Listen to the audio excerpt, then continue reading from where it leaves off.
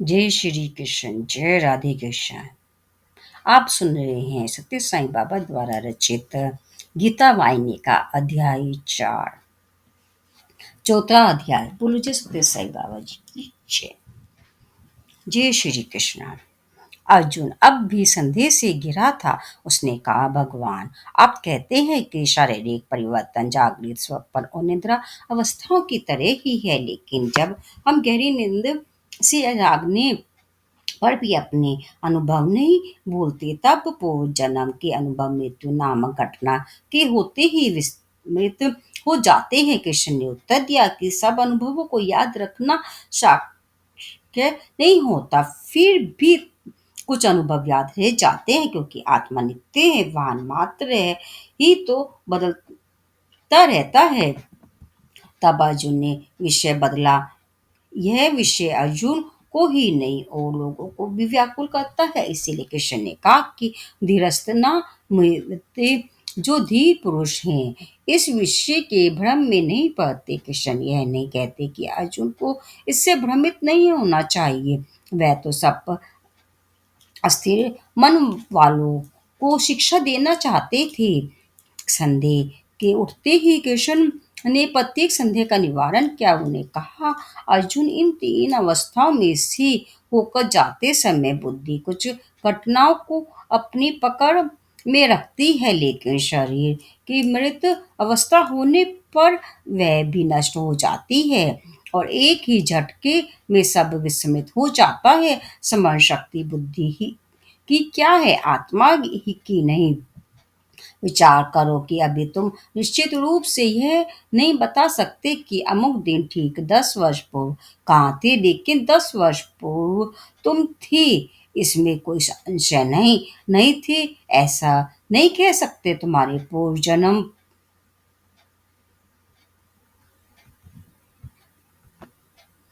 की भी यही बात है। तब तुम थे, लेकिन ठीक ठीक याद नहीं कर पाते कैसे और कहाँ थे। बुद्धिमान मनुष्य ऐसे संदेह से ना तो भ्रमित होते हैं और न ही व्यग्र होते। आत्मा मरती नहीं, शरीर सर्वदा नहीं रहता। क्या तुम यह सोचते हो कि तुम्हारे विरोधियों की आत्मा अपनी संभावित मृत्यु के लिए तुम्हें इस प्रकार संतप्त देख सक प्रसन्न होगी? ऐसा सोचना पागलपन है। कुछ भी हो, आत्मा ना तो प्रसन्न होती है ना संतृप्त।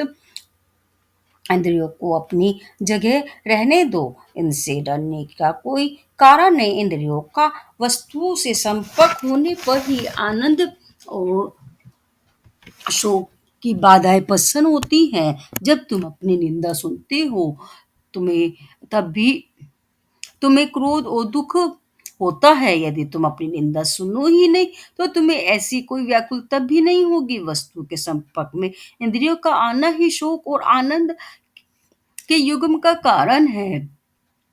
यह सब गर्मी और सर्दी की तरह है। सर्दी में तुम्हें गर्माहट हो चाहिए और गर्मी में ठंडक। इंद्रियों का और वस्तु से संपर्क ठीक इसी प्रकार का है। जब तक संसार है, वस्तुओं से संपर्क टाला नहीं जा सकता। जब तक भोजन्मों का बेड़ा है, सुख दुख टल नहीं सकते। फिर भी इन्हें टालने या सहन करने की कला, इनके नियम और रहस्य की निपुणता आसानी से प्राप्त की जा सकती है। तुम्हें समुद्र स्नान को जाना हो तो लहरों के शांत होने का तक बाहर खड़े होकर राह देखने से क्या लाभ। लहरों का आना जाना कभी न रुकेगा। आती हुई लहरों के झटके और जाती हुई एक के खिंचाव से बचने की युक्ति बुद्धिमान व्यक्ति सीख लेता है। बहुत से लोग आलस्य वश इस कला को सीखना टाल देते हैं। अर्जुन तितिक्षा का कवच पहनो और तब अच्छे या बुरे भाग्य के झटके तुम्हें हानि नहीं पहुंचा सकेंगे। तितिक्षा का अर्थ है विरोधी भावों के निरंतर संघर्ष के बीच मानसिक शांति बनाए रखना। शक्तिशाली का यह विशिष्ट अधिकार है। वीर की यही दौलत है। अशक्त व्यक्ति कभी स्थिर चित्त नहीं हो सकते। व्याकुल होने पर वे मोर पंख की तरह निरंतर रंग पलटते रहते हैं। यही घड़ी के लंगर की तरह कभी इधर कभी उधर, कभी आनंद की ओर कभी शोक की ओर झूलते हैं। यहाँ एक विषय पर पल भर ध्यान देना चाहिए। सहनशीलता, धैर्य, ये भिन्न है। तितिक्षा का अर्थ है भी सहन नहीं है। सहन अर्थात सहन करना, निर्वाह करना, क्योंकि और कोई अन्य मार्ग नहीं है। उसको जीतने की क्षमता रखते हुए भी उसकी परवाह ना करना, इसी को आध्यात्मिक अनुशासन कहते हैं। धैर्यपूर्वक ब्रह्म सांसारिक वैधता को आंतरिक स्थिरता और शांति को साथ रहना, यही मुक्ति मार्ग है। विवेक बुद्धि द्वारा सूक्ष्म परीक्षण कर सब सहना, इसी प्रकार का सहना फलप्रद है। ऐसे परीक्षण का नाम विवेक है। इसका अर्थ आगम मापेन ब्रह्मा संसार के स्वभाव को, इस वस्तु को पहचानने की योग्यता। साधारणतः मनुष्य सुख और आनंद ही चाहता है। कैसा भी दबाव हो, वह दुख और शोक नहीं चाहता। सुख और आनंद को ही वह अपना निकटतम शुभ चिंतक समझता है, और दुख व शोक उसको भयानक दुश्मन से लगते हैं। यह एक बहुत बड़ी भूल है। सुख की अवस्था में शोक का खतरा है, उस दुख से छिन जाने का भय मनुष्य का सदा पीछा करता रहता है। दुख जांच पड़ताल और विवेक आत्म परीक्षण का प्रेरक है, और बुरी से बुरी घटनाओं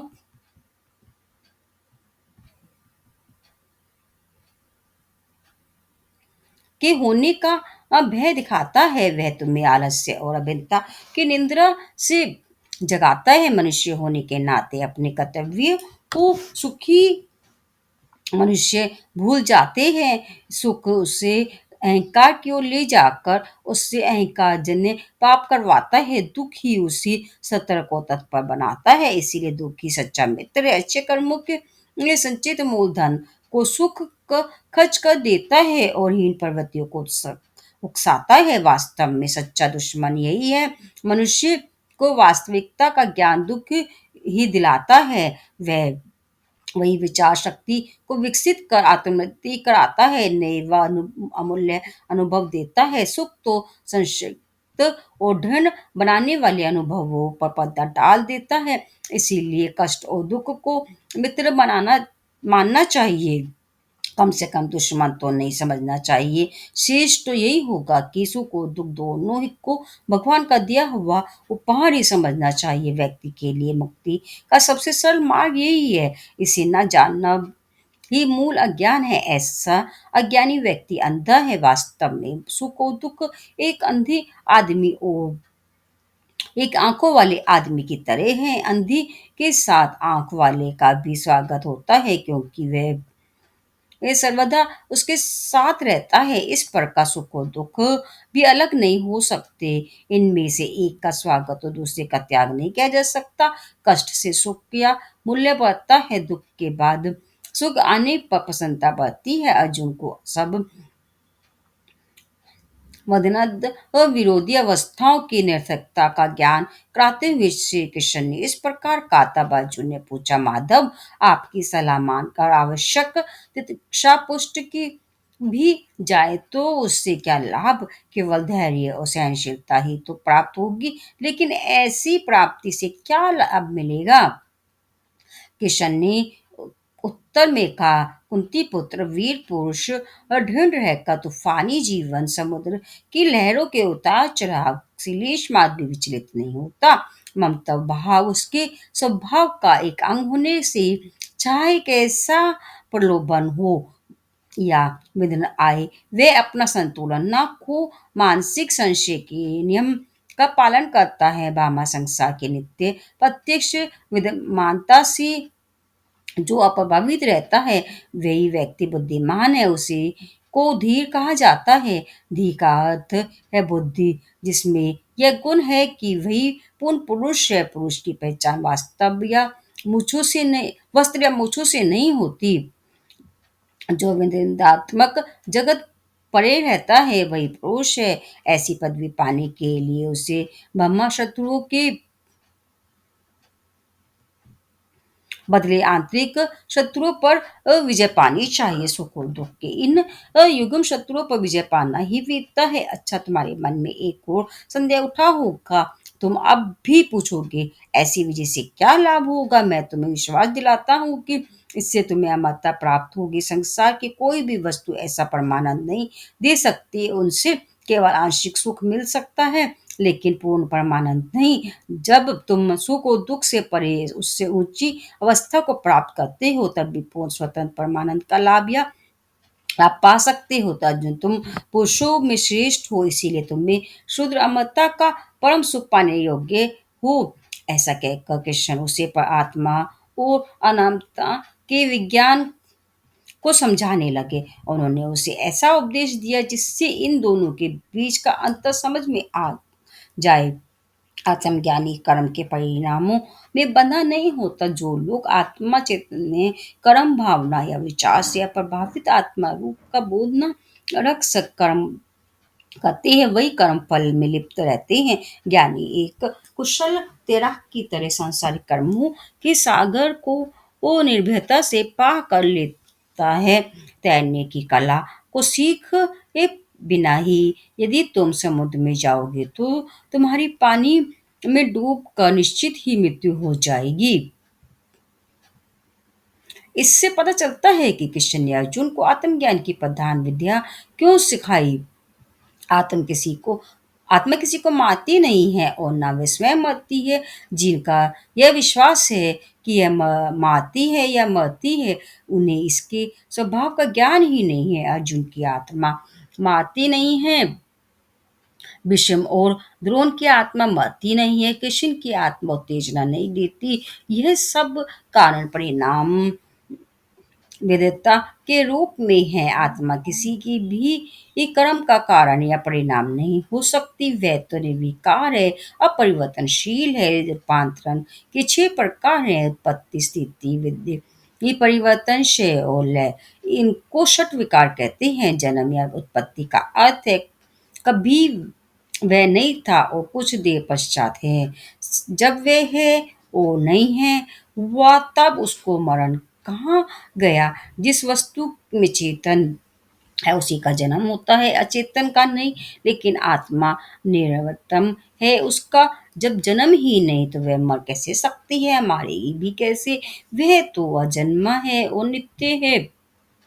जिस प्रकार एक व्यक्ति पुराने वस्त्र उतार कर नए वस्त्र पहन लेता है, देह में भी एक शरीर उतार कर उस दूसरा धारण कर लेता है। शरीर के लिए जिस प्रकार वस्त्र है, उसी प्रकार व्यक्ति के लिए शरीर है। आत्मा के सत्य स्वरूप को समझने के लिए तुम शोक नहीं करोगे। तुम्हारे यह सब शस्त्र केवल स्थूल शरीर को हानिकारक है। वे अपरिवर्तनशील आत्मा को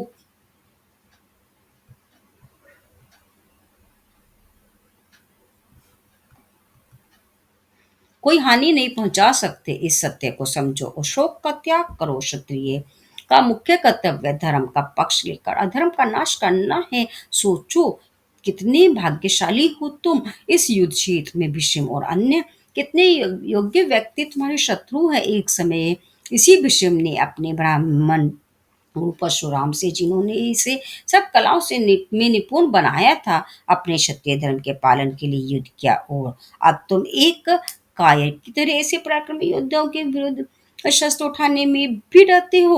अनेक विघ्नों के होते हुए भी एक क्षत्रिय के लिए अपने धर्म की रक्षा ही कर्तव्य होता है। उन्नति का यही मार्ग है। सत्यम का अर्थ है दुखम, और क्षत्रिय वही है जो मनुष्य को दुख उससे बचाता है। धर्म का पक्ष लेकर अधर्म की शक्तियों के विरुद्ध शुद्ध करने का ऐसा मौका मनुष्य को यदा कदा ही मिलता है। ऐसे एक क्षत्रिय होने के नाते इस धर्म युद्ध में हिस्सा लेना तुम्हारे लिए वह कितनी प्रशंसनीय होगी, इसका विचार करो। संसार में शांति और सौख्य की स्थापना के लिए जो युद्ध किया जाता है उसे धर्म युद्ध कहते हैं। यह संघर्ष ऐसा ही है जिसमें धर्म की जीत निश्चित है। कौरवों ने कोई पाप, कोई अन्याय और कोई दुष्टता नहीं छोड़ी। उन्होंने बड़ों का निरादर किया, धर्मात्माओं का त्याग किया, पवित्रता को कलंकित सज्जनों के सब स्वाभिमान को आघात पहुंचाया, उनके अनगिनत करते हैं। अब बदला लेने का समय आ पहुंचा है, अपने पापों का फल वे अब भोगने वाले हैं। और यदि अब इस समय तुम एक भीरू की तरह व्यवहार करोगे तो न केवल तुम्हारे माता पिता सब भाई बल्कि संपूर्ण क्षत्रिय जाति के लिए एक अपमानजनक बात होगी। तुम सोचते हो कि युद्ध करना पाप है, ऐसा विचार कर एक बहुत बड़ी भूल है। पाप तो दुष्टों को नष्ट करने का मौका हाथ से जाने देने में है, सज्जनों की यातना बढ़ाने देने में है। इस समय यदि तुमने अपना धर्म छोड़ा तो तुम्हें घोर निराशा का भय घेर लेता। धर्म के पालन करने से तुम्हें पाप छू भी नहीं सकता। मन को स्थिर रखो, संसार के सब व्यंजनों में किसी एक को भी पास मत आने दो। इस अध्याय में 31वें श्लोक से लेकर अगले 8 श्लोकों में श्री कृष्ण ने इस सर्वधर्म निष्ठा के बारे में कहा है।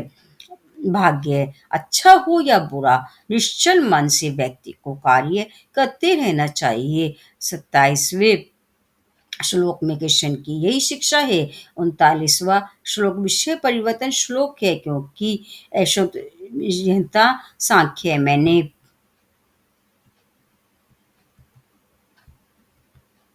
तुम्हें सांख्य योग के विषय में कहा। कृष्ण कहते हैं कि वे योग बुद्धि या बुद्धि योग की शिक्षा देंगे, जिसे वे ध्यान से सुने, बुद्धि से युक्त होकर उसकी पूर्ण चैतन्य में कर्म फल की प्रशिक्षित करनी होगी। अन्यथा कर्म फल मोह का त्याग और कार्यों को कर्तव्य या समय पर समझ कर करना संभव हो जाएगा।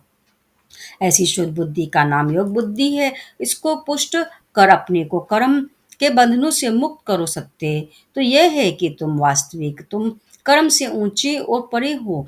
तुम ये कहते हो कि कर्म को फलों का त्याग करना ठीक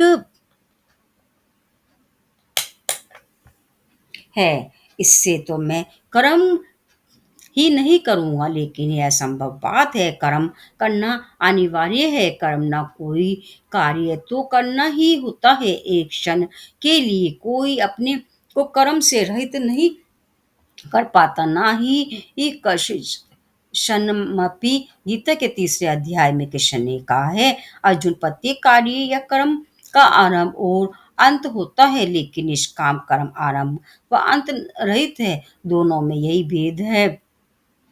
जब लाभ प्राप्ति की इच्छा से कर्म किया जाता है तब व्यक्ति को हानि, दुख और दंड भी भुगतना पड़ता है, लेकिन निष्काम कर्म तुम्हें इन सबसे मुक्त रखता है। कर्म फल की इच्छा करने से इच्छा के चक्र में पड़कर तुम्हें बार बार जन्म लेना पड़ता है, लेकिन इस इच्छा का त्याग करने से तुम जन्म मरण के चक्र से मुक्त हो जाओगे। इस प्रकार के त्याग के अभ्यास से तुम्हारी बंधन मुक्त अवस्था हो जाएगी। मुख्य बात तो लक्ष्य पर दृढ़ रहना है। लक्ष्य कर्म है और कर्म फल नहीं। मैं यह भी तुम्हें बताता हूँ कि कर्म फल प्राप्ति की इच्छा होना रजोगुण सूचित करता है, जो कि तुम्हारे लिए शोभनीय नहीं है। शायद तुम कर्म रहित रहना ही पसंद करो, लेकिन यह तो तमोगुण का लक्षण है। यह रजोगुण का भी से भी नीचा है। भगवान की 4 आज्ञाएं हैं, प्रथम करो और अन्य 3 मत करो। प्रथम शक्ति बढ़ाने के लिए है और अन्य निर्बलता दूर करने के लिए है। ध्यान रहे, केवल अर्जुन को ही यह उपदेश नहीं मिला, मानव मात्र को इसकी आवश्यकता है। अर्जुन तो मानव मात्र का प्रतिनिधि है। गीता के विद्यार्थी को प्रथम तो ये जानना है कि प्रधानतया गीता प्रत्येक साधक के लिए है। दूसरा, ध्यान देने योग्य बात यह है कि गीता मनुष्य की को प्रति कही गई पशु पक्षी देवता और देवियों के लिए नहीं। इच्छाओं द्वारा प्रेरित मनुष्य फल की कामना से कार्य करता है। कार्य से फल की प्राप्ति ना हो तो वह कार्य करेगा ही नहीं। लाभ उसका फल मनुष्य यह तो खोजता है, लेकिन यह नियम उनके लिए नहीं कहा गया है जो गीता को अपने हाथों से भगवान का धर्मोपदेश पाने की इच्छा से लेते हैं। सभी अप्रीत नहीं ही चाहते, और यदि तुम चाहते हो तो यह प्रत्यक्ष है कि तुम अनंत सुख, अनंत मुक्ति प्राप्त करना चाहते हो। तब तुम्हें कर्म फल इच्छा का त्याग और भगवान के चरणों में सर्वस्व समर्पण कर उसका मूल्य चुकाना होगा। ये था गीता वाहिनी का अध्याय 4। बोलो जय श्री कृष्ण, जय राधे कृष्ण, जय सत्य साई बाबा जी की जय।